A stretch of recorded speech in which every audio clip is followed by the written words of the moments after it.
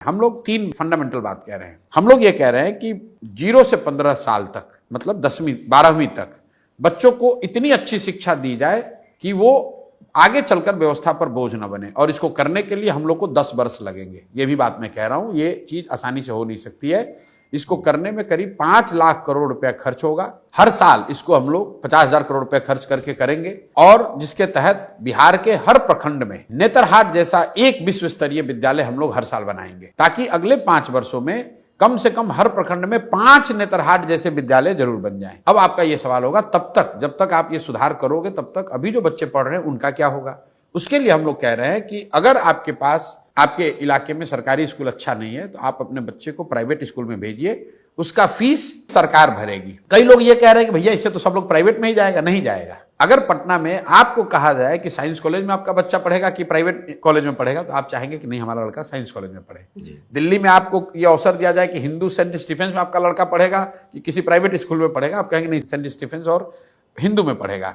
तो ये दुनिया भर का जो एक्सपीरियंस है कि अगर पब्लिक सेक्टर के स्कूल्स अच्छे हों, कॉलेज अच्छे हों, तो पीपल प्रेफर दैट। लोग हार्वर्ड जाना चाहते हैं, स्टैनफोर्ड जाना चाहते हैं, वहां प्राइवेट कॉलेज की रैंकिंग उससे कम है। तो जन स्वराज की शिक्षा को लेकर ये जो सोच है कि 15 साल से कम उम्र के बच्चों को इतनी अच्छी शिक्षा दी जाए ताकि वो व्यवस्था पर आगे चलकर बोझ ना बने। और अच्छी शिक्षा देने के लिए rather than making school in every village, we are saying कि हर प्रखंड में 5 से 10 अच्छे विद्यालय बनाए जाएं और लोगों को बस की सुविधा दी जाए, स्कूल बस की, ताकि बच्चे अच्छे स्कूल तक पहुंच सकें। और जब तक ये व्यवस्था को बनाने में जो 5 साल समय लगे, 10 साल, तब तक लोगों को प्राइवेट स्कूल में पढ़ने का ऑप्शन दिया जाए। दूसरी बात जो हम लोग कर रहे हैं, रोजगार की। 15 साल से 50 साल की उम्र के लोगों को अब वापस आप पढ़ाकर डॉक्टर इंजीनियर नहीं बना सकते। उनके हाथ में स्वरोजगार के लिए पूंजी दिया जाए। रोजगार कैसे आएगा? पहला बात हम लोग कह रहे हैं कि उसको पूंजी दिया जाए। बिहार में पूंजी की बहुत कमी है।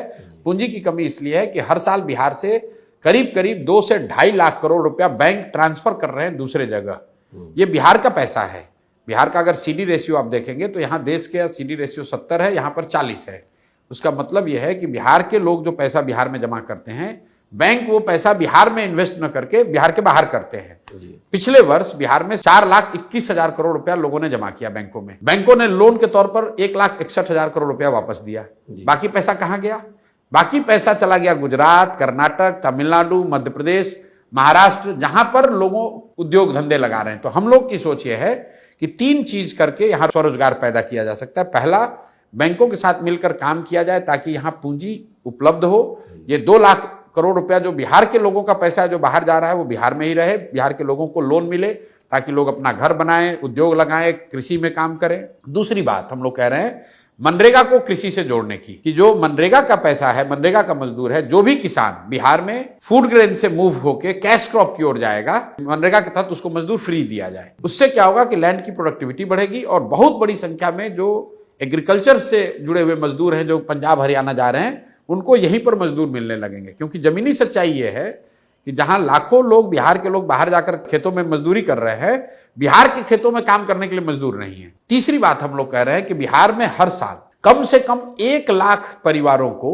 4% के ब्याज पर लोन दिया जाए, ताकि ये लोग इंटरेस्ट सबवेंशन स्कीम लाने की बात कर रहे हैं, ताकि 6,000 करोड़ रुपया या 7,000 करोड़ रुपया अगर सरकार पैसा दे दे ब्याज उनके बिहाफ में, और 4,000 करोड़ रुपया अगर जनता दे, तो 1 लाख करोड़ रुपया लोगों के हाथ में मिलेगा स्वरोजगार। तो हम लोग का मंत्र जो है वो शिक्षा और स्वरोजगार, पैसा और पूंजी, ये 2 चीज से बिहार का सुधार हो सकता है। जब लोगों को शिक्षा होगी और उनमें काम करने के लिए उनके पास पूंजी होगा, तो अपने आप बिहार में तरक्की होगी, अपने आप रोजगार आएगा, पलायन रुकेगा।